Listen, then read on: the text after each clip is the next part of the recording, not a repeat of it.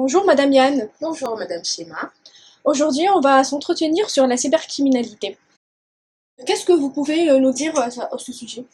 La cybercriminalité est un type de criminalité perpétrée à l'aide d'un ordinateur ou dans le cyberspace.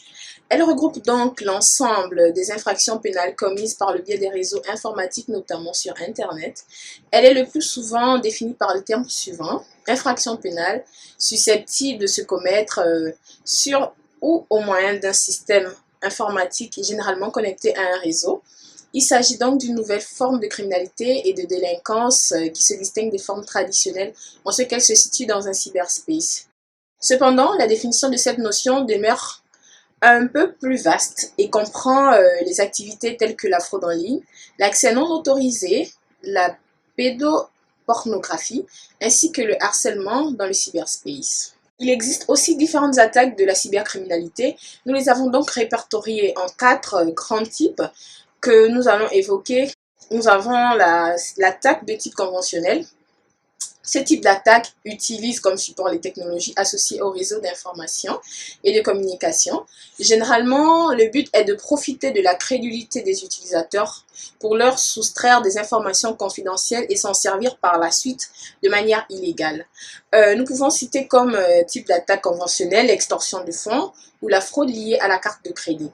Nous avons l'attaque de type technologique dans lequel il s'agit de l'exploitation informatique que nous pouvons plus aisément connaître en tant que citoyens, avec notamment différentes menaces telles que l'installation des programmes espions, pirates ou encore les intrusions. Nous avons également l'attaque de type opportuniste, qui sont des attaques qui ne sont pas directement dirigées vers des gens ou des organisations en particulier, mais dont le but est d'obtenir autant de victimes que possible qu'elles soient. Nous avons donc, pour ce genre d'attaque, la création ou l'achat d'un logiciel malveillant, l'envoi ou la location d'un service de spam. Nous avons également l'attaque de type ciblé. Les attaques ciblées peuvent être très difficiles à contrecarrer dans la mesure où elles dépendent de l'énergie et du temps déployé par le groupe menaçant. En général, une attaque ciblée bien organisée a de grandes chances de réussir quand l'attaquant se concentre exclusivement sur sa victime. Ces attaques peuvent se dérouler en différentes étapes, dont les plus importantes sont la récolte d'informations, le balayage du réseau, l'ingénierie sociale ou encore le fichier piégé. Donc, à quel taux ça peut s'élever la cybercriminalité aujourd'hui? Nous allons parler de la cybercriminalité en chiffres. Nous avons constaté que la cybercriminalité croît en ligne. Les arnaques aux logiciels de rançon ont augmenté de 260% en 2015. Pour la première fois depuis 5 ans, la France est 9e du classement des 10 pays où la cybercriminalité est la plus active. Du côté des arnaques sur les réseaux sociaux, la France est le deuxième pays en Europe et le quatrième le plus touché dans le monde. 300 000 cas de ce type ont été dénombrés l'an dernier. Également en 2015, les failles de sécurité ont causé la perte ou le vol de 429 millions d'informations personnelles dans le monde, dont un tiers de données médicales. En France particulièrement, le vol de données a fait 2 millions de victimes l'année dernière, selon un rapport de Phishing Initiative. Quant aux programmes malveillants, ils se multiplient et ont atteint le nombre de 430 millions en 2015 contre 22 000 10 ans plus tôt. Et les principales menaces sont les ransomware, ce qu'on appelle en français des rançongiciels. Donc, y a-t-il des organes ou des institutions qui luttent contre la cybercriminalité aujourd'hui? Oui, nous avons des dispositifs de lutte. En fait, en France, la cybercriminalité est prise juridiquement en compte depuis la loi relative à l'informatique, aux fichiers et aux libertés du 6 janvier 1978.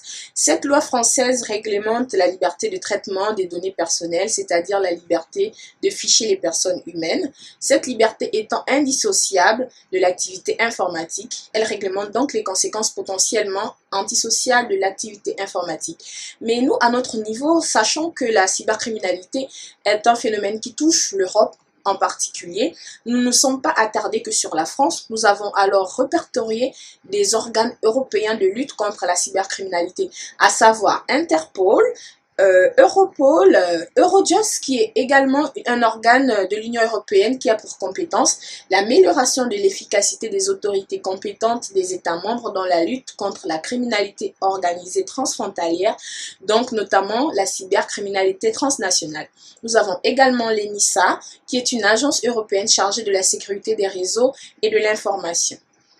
Cybercriminalité, est-ce que vous pouvez nous donner des exemples? Nous avons 2 cas actuellement que nous avons répertoriés qui sont d'actualité. Nous allons parler d'une demande de rançon via ransomware dont a été victime la société Le Transporteur Guillamier.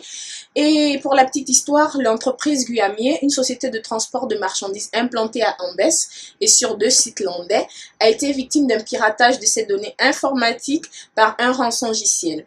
Et pour récupérer ces données, la société s'est vue taxée par le hacker une somme d'un montant de 5 000 €. Nous avons également le cas de Yahoo, du groupe Yahoo, qui a été victime d'un piratage de 500 millions de comptes d'utilisateurs. Et donc, en bref, le groupe Internet Yahoo a annoncé jeudi 22 septembre que 500 millions de comptes de ses utilisateurs avaient été piratés à la fin de 2014 par une entité qui était probablement liée à un État. Et les hackers ont volé des informations personnelles comme des dates de naissance, des noms, des adresses électroniques, des numéros de téléphone ou des mots de passe. C'est cette information que le groupe nous a fait savoir à l'issue d'un communiqué. Et voilà en gros ce que nous avons eu à avoir comme données ou comme information en ce qui concerne la cybercriminalité. Merci. Merci, Madame Yann. Merci.